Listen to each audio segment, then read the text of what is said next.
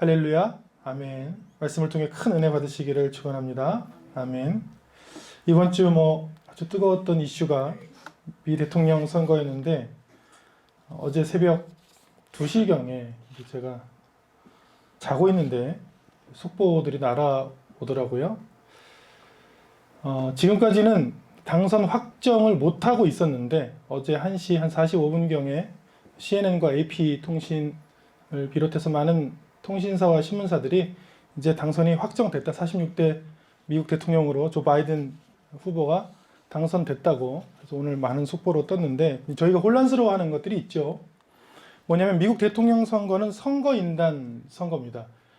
요즘 이렇게 하는 데가 별로 없어서 우리나라 같은 경우는 지켜보면 한 4일 동안 저희가 지켜봤는데 쟤네들이 뭘 하고 있는 건가 이렇게 헷갈리시는 분들이 있고 또 심지어 미국 선거에서 5번이나 지난 선거처럼 득표에서 훨씬 많은 득표를 하고도 패배 선언을 한, 예를 들면 4년 전에 힐러리 클린턴이 22만 7천여 표를 이기고 있는데도 인터뷰에 나와서 내가 졌습니다 이렇게 승복 선언을 한 경우가 있어서 이것도 우리가 또 이해가 안 되고, 왜냐하면 우리나라는 또 많은 나라들이 다득표자가 대통령이 되는 게 정상이잖아요.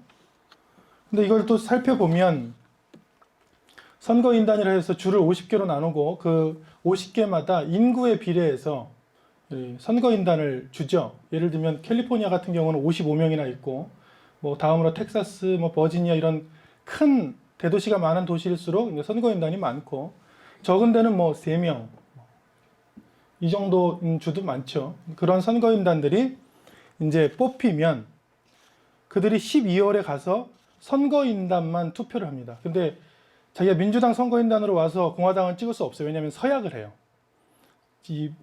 자기가 자기 당 후보를 뽑겠다는 서약서를 미리 작성하고 투표를 하기 때문에 그런 적은 200년 역사상 단 한 번도 없었습니다. 그러니까 간접선거를 하는데 지금은 사실 뭘 하고 있는 거냐면 여기 밑줄 친 것처럼 선거인단 선출을 하는 거고 실제 선거인단 대선 투표는 다음 달에 하는데 그게 서약을 했기 때문에 이제 확정적이다 이렇게 보도를 하고 있는 거고 실제로 보면 아직도 하고 있고 선거를 하고 있으니까 그 사이에서 절차에 대해서 다른 이제 예를 들면 트럼프 대통령 측이 절차에 대해서 대법원에 이제 항소를 하고 있는 것이죠. 이거는 절차가 납득하지 못하겠다. 그 싸움이 언제 끝나냐면 12월 초 정도에 끝나게 돼 있습니다. 왜 이렇게 하느냐? 그 이유가 있잖아요. 왜 이렇게 하냐면 미국과 우리나라의 가장 큰 차이점이 있습니다. 같은 대통령을 뽑을 때 미국은 미국을 다스리던 대통령, 그러니까 왕이 없었어요. 미국이란 나라는 영국에서 신앙생활을 하고 있는데 영국 국교도가 영국 청교도를 탄압했어요. 청교도들이 야, 나라가 무슨 종교를 장악해서 열심히 잘 신앙생활 하는 사람들을 탄압하냐? 가자. 영국이란 나라를 떠나자 해서 정말 많은 사람들이 영국에서 아메리카 대륙으로 와서 건설한 나라인데 그때 13개 주, 연합까지 따지면 13개 주가 있었는데 그 13개 주에 전부 법원도 있었고 대표자도 다 있었어요. 근데 그 13개 주를 또 대표하는 대표자를 한번 뽑아보자 해서 이름을 이렇게 찝니다. 이름을 프레지덴트. 프레는 앞에란 뜻이고 지데레라 하면 앉다. 그러니까 우리가 13명이 다 똑같은 사람인데 여기 지금 앉아있는 사람들이 똑같은 사람인데 그 중에 우리 연방을 섬길 앞에 앉아서 할 사람을 하나 뽑자. 굉장히 다르죠. 우리나라 같은 경우는 그 전에 이승만 대통령을 간접선거로 뽑았습니다. 1948년 7월 20일에 그때 이승만 대통령이 국회의장이었어요. 근데 그때 국회의원들만 선거를 하는 간접선거로 우리가 1대 대통령을 우리나라를 뽑았는데 우리나라랑 미국이 비슷한 것은 간접선거를 했다는 것이고 국민들이 직접 투표한 게 아니라 이제 선거인단이 했다는 것이고 가장 다른 게 뭐냐면 우리는 왕이 있었어요. 그게 거의 한 5,000년 정도 됩니다. 그 왕이 있다가 나라를 잠시 빼앗겼습니다. 그때 빼앗겼을 때도 총독이라는 사람이 우리나라를 다스렸어요. 아주 나쁜 놈이지만 그 총독의 권한을 다시 찾아올 그 왕 겸 총독인 사람 뽑히기만 하면 그 권한을 다 주면 돼요. 그분이 이제 이승만 대통령으로 뽑혔는데 미국은 다릅니다. 미국은 한 번도 왕이 없었어요. 아주 공평한 스테이트, 유나이트 스테이트 오브 아메리카잖아요. 그러니까 연합 나라들 아메리카 이런 아메리카에 있는 13개 나라들의 다 대표인데 프레 앞에 나와서 일할 사람 하나 뽑자. 그러니까 대통령이라고 생각을 우리처럼 하지는 않습니다. 그냥 우리는 왕을 섬기다가 그 통치를 받아들일 준비가 돼 있는 사람들이 선거를 한 거고, 그 사람들은 한 번도 자신의 나라에서 왕이 된 적이 없어요. 그래서 아무리 트럼프가 얘기를 해도 다른 주에서 그 주지사는 자기 마음대로 할 수 있습니다. 거기도 그 주 대법원이 다 있고, 사형제도가 있는 데가 있고 없는 데가 있고, 마약을 허용하는 데가 있고 없는 데가 있고, 운전을 몇 살에 하는 데가 있고 더 늦게 하는 데가 있고 굉장히 많아요. 그래서 주로 넘어가면, 옛날에는 어떤 문제가 있었냐면 범죄자들이 여기 버지니아에서 죄를 짓고 뉴욕으로 넘어가 못 잡아요. 그래서 그거를 야 이거 안 되겠다, 자꾸 나라들을 넘나드니까 이 범죄자들이 판을 친다 해서 만든 게 FBI예요. FBI는 주를 없애자, 그냥 이 연방을 전부 다 돌아다니면서 잡는 경찰을 하나 만들자. 그걸 이해하면 아 미국 선거가 지금 개판이 아니라 아 저렇게 하고 있구나. 자기네 나라의 대표를, 자기 주의 대표를 뽑느라고 그 주에서 발표할 때까지는 기다리는 거. 어느 주로 지금 열흘 걸린다고 그랬어요. 야 기다려, 우리 주 대표 뽑는 건 한 열흘 걸려. 그러면 그냥 청와대나 연방 대법원이나 하원이나 상원에서 그냥 기다리면 돼요. 네. 그 나라마다 고유한 것이 있으니까. 그 통치제도가 그렇게 다르듯이 오늘 성경을 보면 통치라는 개념이 나옵니다. 뭐냐면 누가 우리의 통치자인가. 미국은 그런 개념이 아니라고 그랬죠. 대통령을 뽑아놔봤자 대통령이 우리 주한테 미치는 영향이 굉장히 극히 적어요. 법도 그렇고. 우리나라는 아니죠. 그런데 오늘 마태복음 16장에서 누가 우리 삶을 진짜로 통치하고 우리는 누구를 우리 삶의 통치자로 바라보고 있는지를 주님께서 물어보시고, 그 유명한, 같이 읽습니다. 시몬 베드로가 대답하여 이르되 주는 그리스도시요 살아계신 하나님의 아들이시니이다. 우리가 다 알고 있죠. 이런 고백을 하게 만든, 하게 된 배경이 무엇인가? 저는 묵상하면서 가이사랴 빌립보 혹은 빌립보 가이사랴 같은 말입니다. 원래 이 도시를 주목해 봤어요. 이 도시가 뭐냐면 원래 이름은 빌립보였어요. 근데 훗날에 헤롯 빌립이 이름을 추가합니다. 가이사랴 빌립보. 근데 처음엔 가이사랴라고 하려고 그랬는데 다음 지도에서 보시면 알겠지만 해안선에 가이사랴란 도시가 이미 있어요. 그리고 저 위에 빨간색 박스로 가이사랴 빌립보 혹은 빌립보 가이사랴가 있죠. 이곳에 왜 굳이 예수님께서 제자들을 이스라엘의 끝까지 간 거거든요. 끝까지 데리고 가서 그 가이사랴 빌립보의 지역을 보여주시면서 왜 나를 누구라 하느냐, 너희가 바라보는 믿음의 대상은 누구인지를 왜 물어보셨을까를 일주일 동안 묵상한 거예요. 이 마태복음 16장을. 가이사랴 빌립보는 우리나라로 얘기하면 뭐 북쪽 끝에 있는 거예요. 최북단. 지금 남한, 저희 대한민국만 얘기하면 뭐 고성이나 뭐 철원 지방이죠.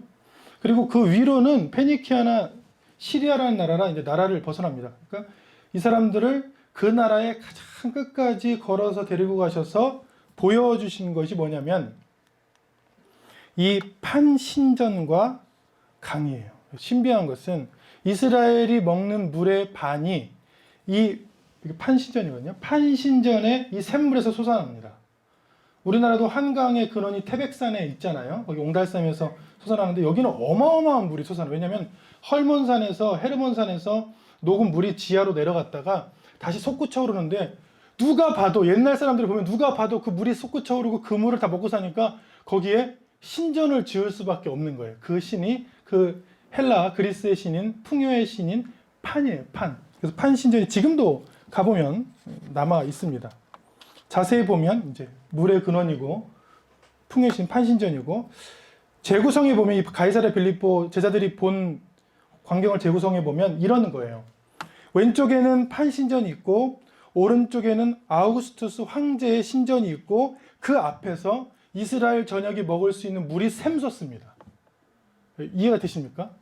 경제로 얘기하면 지금 우리 이 수원 지역이 조명을 받고 있는 게 삼성전자 본사가 일로 왔잖아요. 근데 삼성전자가 갖고 있는 경제라는 것은 우리나라 전체 주식시장의 약 3분의 1이에요. 그런 회사는 없습니다. 어떤 나라도. 어떤 나라에 한 회사가 있는데 그 회사의 계열사도 아닙니다. 그냥 전자만 얘기한 거예요, 저는. 삼성전자라는 곳이 어떤 곳이냐면 우리나라 돈의 흐름에, 우리나라 투자에 한 3개 중에 하나는 다 삼성전자고, 매출액이 아니라 순수익이 뭐 예를 들면 50조, 60조가 넘은 경우도 있을 정도로 어마어마한 것인데, 마찬가지 이스라엘 사람들이 보기에는 늘 이 북쪽에 와서 우리에게 생명을 주고 우리에게 물을 주고 우리에게 곡식을 주는 그 판신전과 그 황제 신전 앞에 경외감을 가질 수밖에 없는 그곳을 주님께서 선택하셨다. 저는 그렇게 생각합니다. 그냥 우연히 가이사랴 빌립보에 간 것이 아니라, 제자들에게 모든 사람들이 인정하는, 바로 여기가 경제의 중심지지, 여기서 돈이 나오고, 야, 이 물이 없으면 우리는 못 살지. 우리가 사는 거는 하나님 때문에 사는 게 아니야. 우리가 사는 거는 돈 때문에 사는 거야. 경제 때문에 사는 거지. 물 때문에 사는 거지. 이 놀라운 신비로운 광경 때문에 사는 거지라고 하는 그 가운데 서서 사람들이 이 놀라움과 황제와 많은 신들 앞에서 나를 누구라 하느냐 이렇게 물어봤죠. 그리고 지금은 이제 없지만 그때는 이제 굉장한 반석들, 굉장한 돌들이 있었는데, 지금 보면 그 헛된 반석 위에 세워졌던 이방 신전과 황제는 지금 없죠. 그래서 그 얘기를 하는 것입니다. 주님께서 고백했더니 이 반석, 흔들리지 않는 믿음의 반석 위에 내 교회를 세우겠다. 근데 그때 그 말을 조명해서 봤던 사람들은 아무도 없어요. 왜냐하면 주님은 굉장히 허름한 행색을 하고 있었고, 제자들은 힘이 없는 12명에 불과했고, 그것보다 훨씬 더 화려한, 훨씬 더 많은, 훨씬 더 경제적으로 풍요로운 것들은 가이사랴 빌립보에 넘쳤기 때문이죠. 주님께서 물어보십니다. 그 앞에서 보여주시면서 사람들이 인자를 누구라 하느냐. 그리고 베드로의 고백이 나오고, 이때부터 21절을 보면 이 말씀이 오늘 말씀을 보게 하는 하나의 전환점이에요. 이때로부터 예수께서 자기가 예루살렘에 올라가 장로들과 대제사장들과 서기관들에게 많은 고난을 받고 죽임을 당할 것을 이때부터 말씀해 주셨어요. 제가 일주일 동안 이 가이사랴 빌립보, 그 나라 말로는 파네아스라고 하는, 바니아스라고도 하기도 하는 그 도시를 왜 봤냐면, 마태복음을 1장부터 28장까지 다시 한번 쭉 읽어봤어요. 근데 16장에 들어서 이 지형도 바뀌는데 주님의 말씀이 바뀝니다. 어떻게 바뀌냐면, 16장까지는 이 화살표처럼 이 가이사랴 빌립보 두로 시돈으로 여기서부터 올라가는 말씀이에요. 실제로 올라가요. 제자들을 데리고 쭉 올라가고 여기서 다시 내려옵니다. 올라가면서 하신 일의 대부분은 뭐냐면 치유와 기적이에요. 여러분 지금 16장까지 말씀을 들어봤지만 굉장히 많은 치유와 기적들이 일어났잖아요. 그리고 많은 말씀들이 선포됐잖아요. 올라가는 거예요. 이렇게. 근데 오늘 16장 21절 이때로부터 비로소 이 말씀이 나오고서는 십자가에게 고난받는 일이 가득해요. 배신당하고 고난받고 죽임당하는. 그래서 이 가이사랴 빌립보는 우리 신앙의 생각의 전환점이다. 어떤 분이 어디를 방문하고 나서 제 생각이 바뀌었어요 하는 분들이 있잖아요. 생각이 전환된 것이죠. 은혜를 받거나 사람들을 보거나 욕심 없는 사람들을 보면 내가 왜 이렇게 살았을까? 내가 저 사람을 보고 내가 생각이 바뀌었다. 여기서 제자들의 생각이 바뀌기 시작합니다. 이 가이사랴 빌립보의 화려한 놀라운 광경을 보고도 다시 주님의 말씀을 보고 내가 너무 화려하고 겉모습만 보고 살았구나. 주님이 주시는 복음의 메시지의 가장 깊은 것은 물론 치유와 기적과 회복도 있지만 그 가운데 십자가와 구원인데 내가 그것들을 못 보고 있었구나. 그 전환점을 여기서 만들어 주시는 것이죠. 그래서 오늘 성경은 우리에게 이렇게 물어봅니다. 우리가 믿는 대상, 우리가 바라보는 대상은 누구인가? 판신전과 솟아나는 샘물과 화려함인가? 아니면 정말 처절하고 고통스럽지만 우리를 위해서 죽으신 주님의 십자가인가? 우리의 신앙을 다시 한번 바라보고 전환하라는 것이죠. 1절은 이렇게 시작합니다. 이 말씀을 알고 보면 보이기 시작하는데, 바리새인과 사두개인들이 와서, 좀 특이하죠. 지금까지는 바리새인과 율법학자들이 좀 왔는데 지금은 바리새인과 사두개인들은 굉장히 높은 사람들이에요. 이 바리새인보다 훨씬 더 높은 사람들입니다. 높은 사람들까지 와서 예수를 시험하여 하늘로부터 오는 표적 보이기를 청하니. 이게 뭡니까? 이들이 바라보는 대상은 누구예요? 하나님입니까? 아니면 예수님이에요? 아니죠. 뭐예요? 표적이죠. 이게 지금 신앙생활을 하고 있는 우리에게 다시 한번 던지고 전환하라는 메시지인데 뭐냐면, 우리가 1960년, 70년, 80년의 시간을 거치면서 한국 교회들이 어마어마한 표적들을 경험하고 실제로 경험했습니다. 그리고 바라봤어요. 근데 저도 그 가운데 한가운데 있었는데, 이게 문제가 뭐냐면 주님을 바라봐야 되는데 뭘 바라봐요? 네, 표적을 바라보는 거예요. 내가 집사님하고 이렇게 젊었을 때 만나서 연애해야 되는데, 집사님을 좋아해야 되는데, 집사님이 집에 돈이 많고 아버지 잘 나가시고 굉장히 잘 나가시고 이 유지야. 그리고 만날 때마다 저는 학생인데 막 스테이크를 사주고 밥을 막 사줘. 그래서 만나서 결혼했는데 행복할까 안 행복할까요? 보통 드라마에서. 네, 왜요? 저는 그 사람을 바라봤어야 되는데, 그 사람 자체를 사랑했어야 되는데 뭘 본 거예요?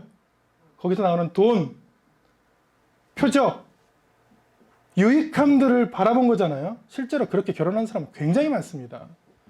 저한테 결혼 상담으로 온 사람 중에 제가 결혼하기는 싫은데 그래도 폐물은 뭘 받고 싶고, 그래도 그런 채워지지 않는 거에서 뭘 받으면 좀 위해를 될 것 같고, 그런 사람들 대부분 다 힘들게 결혼 생활을 하시는 경우를 많이 봤어요. 뭐냐면 신앙에 바라보는 대상이 누구인가? 우린 정말 주님만 바라보고 있는가? 근데 그러지 못하죠. 교회의 크기라든지 규모, 판신전처럼 규모, 그리고 그것을 믿었을 때 나오는 엄청난 축복의 메시지라든지 잘 되는 경험들이 좀 있어야 나는 하겠다 하면, 주님께서 물어보시는 거죠. 네가 바라보는 신앙의 대상, 네가 바라보는 눈은 어디에 있느냐?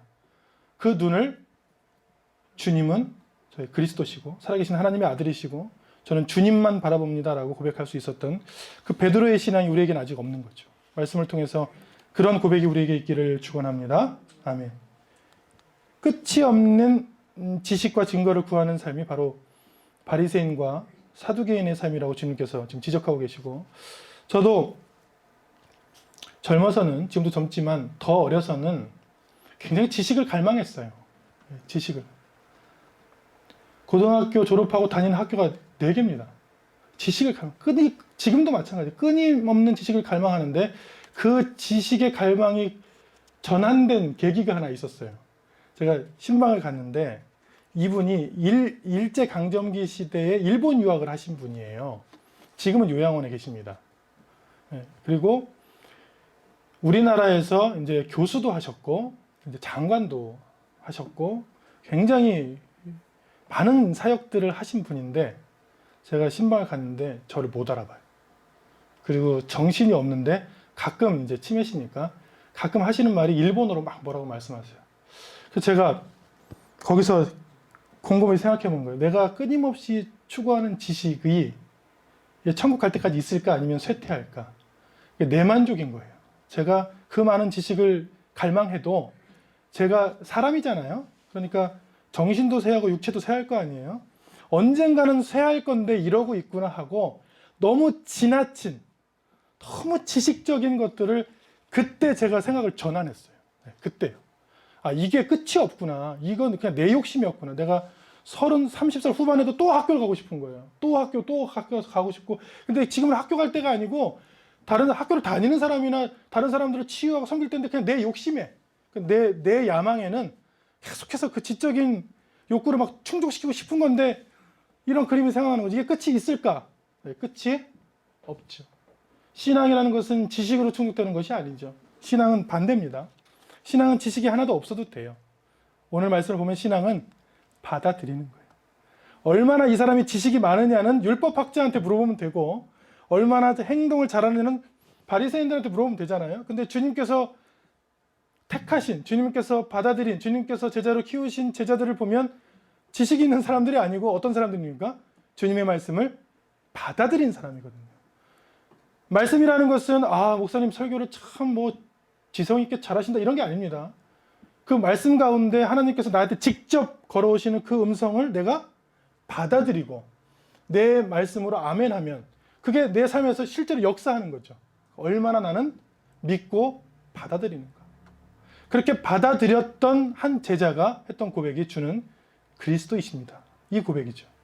오늘 이 말씀을 들을 때 우리가 주님의 말씀을 받아들이기를 축원합니다. 아멘.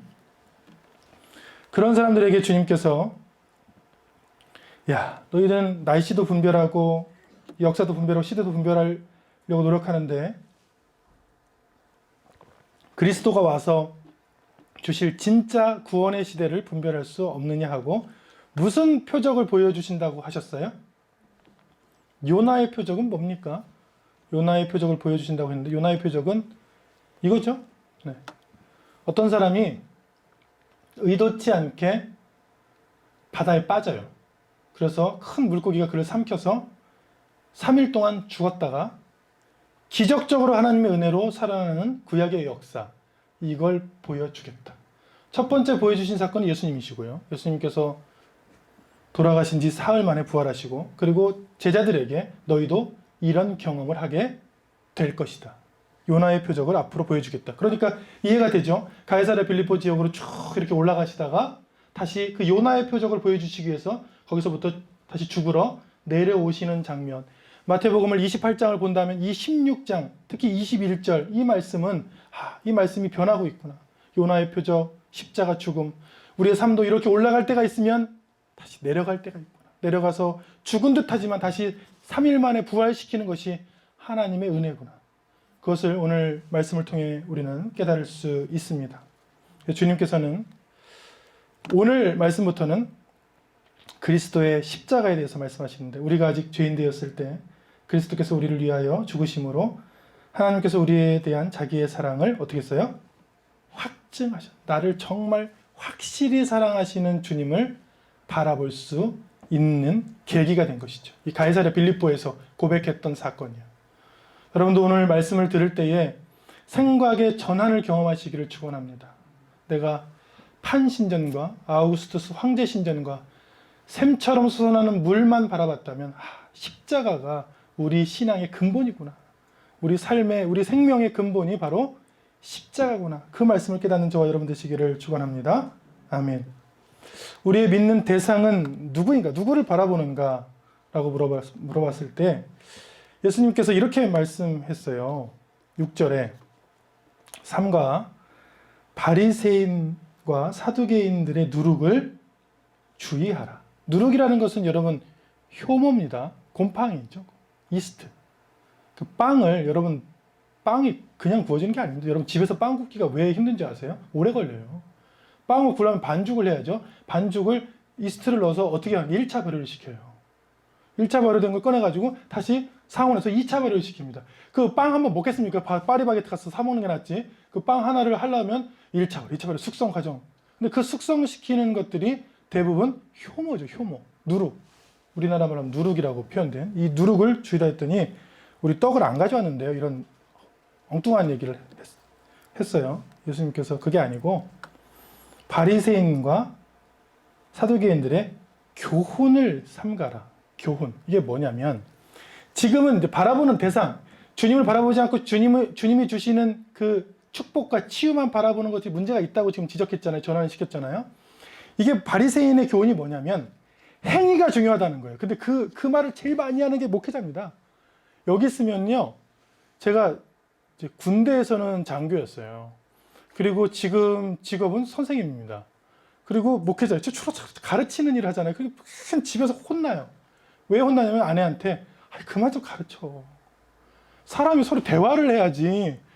일생 직업이 리더였고 뭐 장교였고 선생님이었고 목사님이고 가르치니까 자꾸 자녀들과 부인을 가르치려고 든다는 거예요. 들어보니까 맞아요. 그게 직업이니까 조심하려고 하는데 안 돼요. 조심하려고 하는데 자꾸 사람을 가르치게 돼요. 이게 이 바리새인들은 뭐냐면 행위가 중요하다는 거예요. 물론 행위가 중요합니다. 신앙적 행위가 중요한데 문제가 뭐냐면 행위보다 더 중요한 거를 가르치고 행위가 따라와야 되는데 알맹이가 없는 행위. 예를 들면 여러분 다음 주에 추수감사 예배인데 정성껏 하세요. 옷은 어떻게 입으세요? 뭘 준비하세요? 행위. 그 행위를 잘하면 받을 것이다 라는 것은 복음의 메시지랑 굉장히 거리가 멉니다. 바리새인들은 일주일에 2번 금식했고 뭐 기도를 하루에 3번 했고 회당에 모였고 하는 행위들을 굉장히 중시했어요. 그 교훈을 삼가라, 조심하라고 하신 말씀이 뭐냐면 어떤 사람이 하루를 금식했어요. 하얀 옷을 입습니다. 그리고 이제 다 기도를 하는데 5천만 원, 1억을 앞에 놓고 막 기도 직접 받습니다. 근데 막 손을 비비고 하는데 그 손이 닳도록 무릎이 깨지도록 무릎 꿇고 기도해요. 제가 어렸을 때 봤어요. 굿을 하는 것입니다. 굿. 근데 우리가 뒤에서 보면서 와, 저 사람은 정말 참된 신앙이냐, 너무 멋져, 나 배우고 싶어, 저 사람처럼 되고 싶어, 왜 하지 않습니까? 우리는 그 사람이 비는 대상이 무당이고 잡신이기 때문에 그렇습니다. 그 사람의 행위가 중요한 것이 아니라 그 사람이 바라보는 것이 너무 어리석으니까 그 행위가 놀라워도 우리가 부러워하지 않는 거예요. 행위 자체만 강조했잖아요, 거기서. 왜냐하면 사기꾼들이니까. 사기꾼일수록 알맹이 없이 행위만 강조하고, 본질일수록 그 본래 그 뜻이 무엇인지를 설명해줘요. 그리고 따라오라 하죠. 무엇인가? 복음은 무엇인가? 복음은 십자가입니다. 복음은 희생이에요. 복음은 십자가에서 우리를 위해서 죽으신 주님의 은혜를 먼저 바라보고, 그리고 때로 우리가 넘어지고 완전히 바리새인처럼 살 수는 없지만 그 복음만을 바라면서 넘어져도 다시 일어나고, 지금 방향이 틀어지면 다시 전환해서 주님 모습을 바라보는 그 과정들. 그래서 정죄가 없어요. 주님은 현장에서 간음해서 잡혀온 그 사람을 보통 돌로 쳐 죽이는 게 정상인데 주님께서 괜찮다고 했어요. 죄 없는 사람이 쳐봐라. 다 물리고, 야, 다시는 죄를 짓지 마라. 용서해 주겠다. 왜 그렇습니까? 행위가 중요한 것이 아니라 그 속에 있는 하나님의 사랑과 은혜가 훨씬 더 중요하다고 가르쳐 주신 거잖아요. 그리고 그 행위를 다시 할 수 있도록 기회를 주셨잖아요. 그게 복음이에요. 복음의 메시지를 듣고 있다 보면 아무리 잘못한 사람이라도, 아무리 힘든 사람이라도 힘을 얻습니다. 왜? 용서를 해주시니까. 다시 한번 행위를 할 수 있는 기회를 주니까. 다시 한번 할 수 있는 복음을 주고 은혜를 주고 힘을 주고 치유를 주니까요. 그게 바리새인들의 교훈을 삼가라고 하신 말씀입니다. 사두개인들의 교훈은 좀 다릅니다. 사두개인들은 그 당시에 굉장히 높은 사람들이었어요. 권력을 추구하고 성공에만 목마른 사람들을 조심하라는 거고, 비교하면 조금 달라요. 바리새인들은 회당에서 모였고, 풀뿌리 민주주의가 지금으로 보면 야당 같아요. 여당은 정권을 잡은 걸 여당이라 하고, 야당은 주로 막 투쟁을 하고 막 싸워야 되잖아요. 뭐 그런 사람들 같은데 국회의원이었어요. 사내들의 공의원이었고, 사두개인들은 가문이 좋아요. 사두개인이라 하면 일단 가문이 제사장 가문이고 돈이 많은 가문입니다. 그래서 이런 사람들은 이런 뭐 율법 이런 게 중요한 게 아니라 정치적 기득권이 중요했고, 실제로 믿지도 않았어요. 천국도 믿지 않고 로마한테 잘 붙어서 이 한 생명 좀 비굴하더라도 정치적으로 잘 살아보자. 이 둘 다 주님께서 거부하신 거예요. 지금 말씀을 보면 하나님 우리가 믿는 대상이 누구인가 봤을 때 그냥 천국은 없어. 돈이나 잘 벌고 노후나 잘해야지라는 생각도 거부하셨고, 마음은 없는데 누가 강요해서 아유 내가 그래도 이 정도 직분인데 좀 앞에다 갖다 놔야겠다 하는 그런 것도 받지 않으시겠다 하신 말씀이 오늘 말씀이에요. 그걸 삼가라. 그런 누룩이라고 표현했어요. 그거는 교회 하나 퍼지면 다 퍼진다.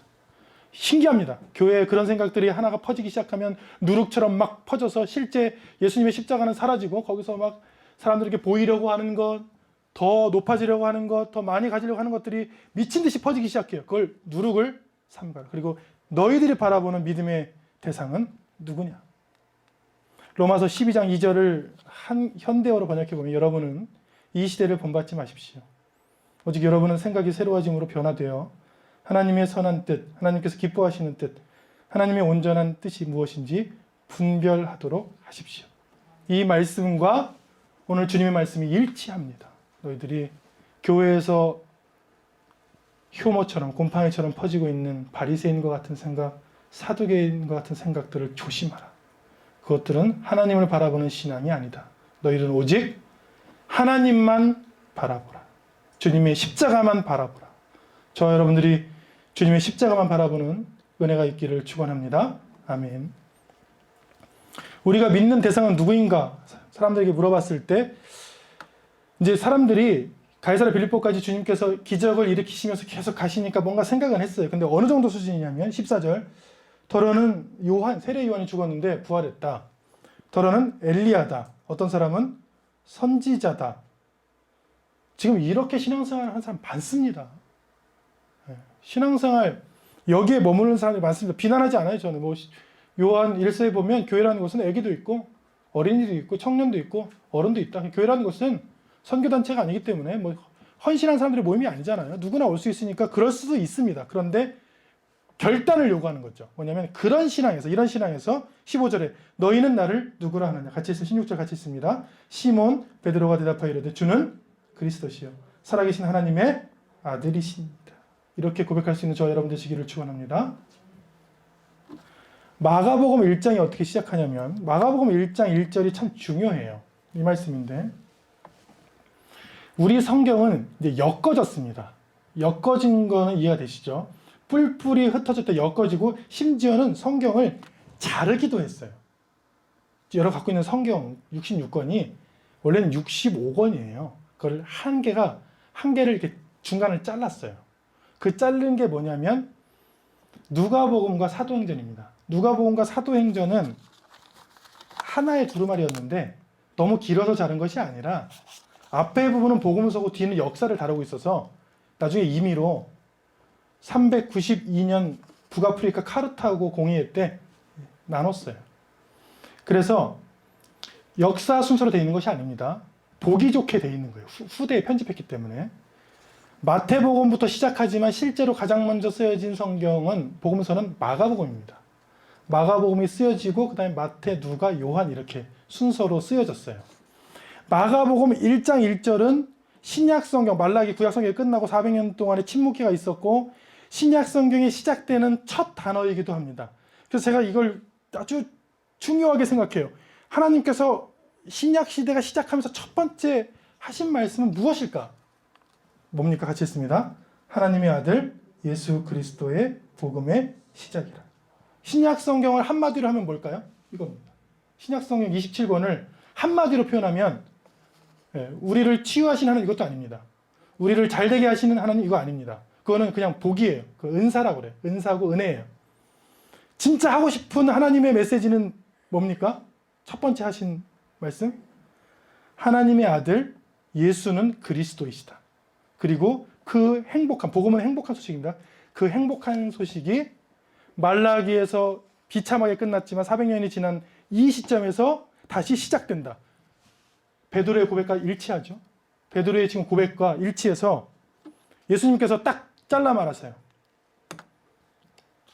바 요나 시모나. 바라는 거 이렇게 번역하면 안 됩니다. 바는 아들이니까 요나의 아들 시모나 이렇게 번역해야 돼요.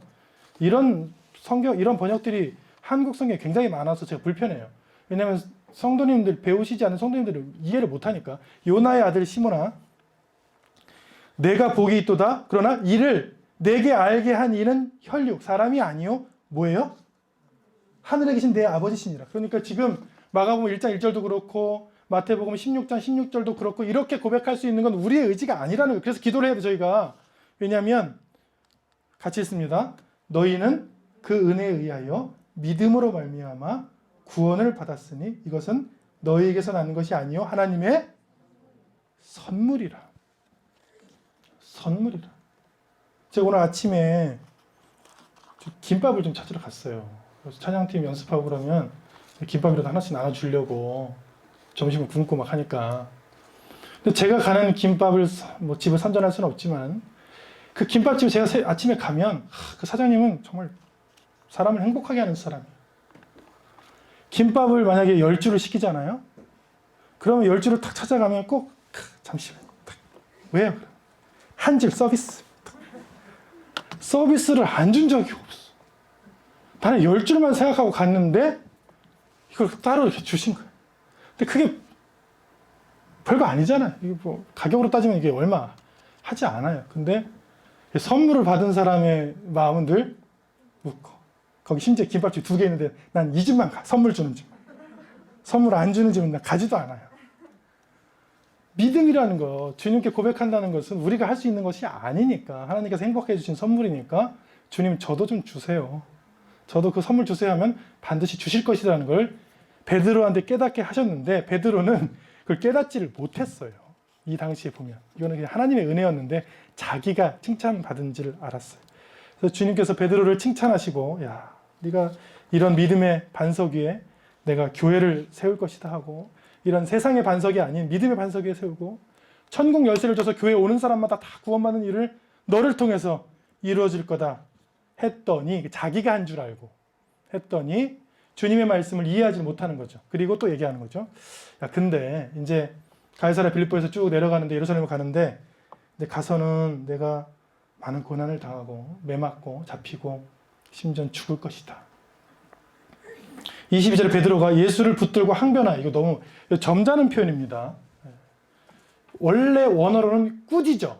이 꾸짖는다는 것은 아랫사람, 윗사람을 지금 꾸짖고 어깨를 잡고 흔들고, 아시면 주님은 목수시고, 그리고 이사야의 예언에 보면 굉장히 초라하고 풍채가 없다. 그러니까 이렇게 저처럼 이렇게 몸이 크지 않다라고 표현돼 있어요. 그러니까 굉장히 왜소한 것으로 추정되는데, 베드로는 이제 뱃사람이었고 튼튼한 사람인데 예수님을 막 꾸짖고 험한 말을 하면서 어깨를 잡고 막 흔들면서 그러지 말라고. 왜 죽냐고. 그러지 말라고 했더니, 방금 칭찬받은 사람 맞습니까? 사탄아, 방금 천국 열쇠를 가진 바요나 시모나, 복이 있다, 천국 열쇠를 주겠다, 바로 뭐 한 1분도 안 됐어요.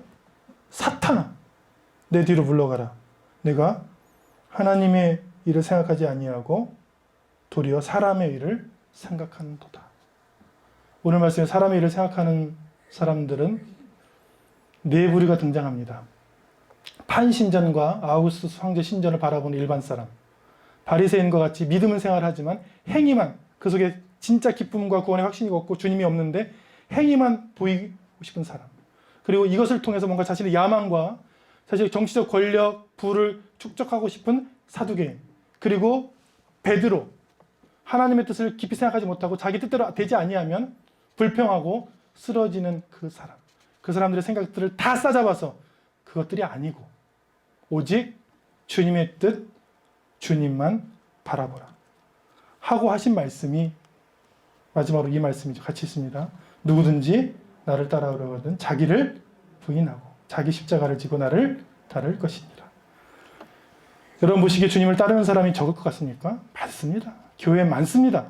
말씀을 전하는 사람 많고 신앙인들 굉장히 많습니다. 누가 없는지 아십니까? 자기를 부인하는 사람은 없습니다. 자신의 야망, 자신의 생각, 자신의 지식, 자신의 뜻, 그것을 가지고 오는 것이죠. 오늘 이 말씀을 들을 때 주님, 제가 주님만 바라봅니다. 잠시 제 뜻을, 나를, 내 생각을 부인하고 주님께 제가 고개 숙여 기도합니다. 주님, 내 뜻대로 살아봤는데 되지도 않은 이 삶, 제가 지금 기도할 때에 나를 부인하고 주님이 인도하시는 대로, 내가 믿는 그 주님이 인도하시는 대로 살 수 있게 해주세요. 이렇게 결단하는 저와 여러분 되시길 축원합니다. 그러면 주님께서 우리를 인도하여 주실 줄로 믿습니다. 기도하겠습니다. 살아계신 하나님 감사합니다. 주님은 제자들을 데리고 이스라엘의 최북단 빌립보 가이사랴까지 가셔서 판신전과 아우구스투스 황제 신전과 놀라운 물의 근원을 보게 하셨습니다. 그리고 물어보셨습니다. 너희는 나를 누구라 하느냐? 세상 한가운데서, 돈의 한가운데서, 권력의 한가운데서 서서 초라한 주님을 바라보고 죽음의 십자가를 바라보고도 살아계신 하나님의 뜻입니다. 살아계신 하나님이십니다. 하나님께서 나를 부르고 계십니다. 고백할 수 있느냐? 이렇게 물어보셨습니다. 그리고 그렇게 고백한 베드로에게 이것을 한 것은 네가 아니고 하나님의 은혜고 선물이었다 말씀해 주셨습니다. 누구든지 나를 따라오려거든 사람의 일을 생각하지 말고 하나님의 일을 생각하고 자기를 부인하고 십자가를 지고 따라와야 한다 말씀해 주셨습니다. 이 말씀 우리와 우리 가정과 한국 교회에 하시는 말씀입니다. 이 말씀을 들을 때마다 나를 부인하고 내 행위를 부인하고 내 뜻을 부인하고 내 계획을 부인하고 주님 맡깁니다. 주님 선한 길로 주님의 뜻이 있는 그 길로 인도하여 주옵소서. 기도할 수 있는 저와 모든 성도가 될 수 있도록 주여 축복하여 주옵소서. 예수님 이름으로 기도합니다. 아멘. 이 시간 기도할 때 주님 잠시 저를 부인합니다.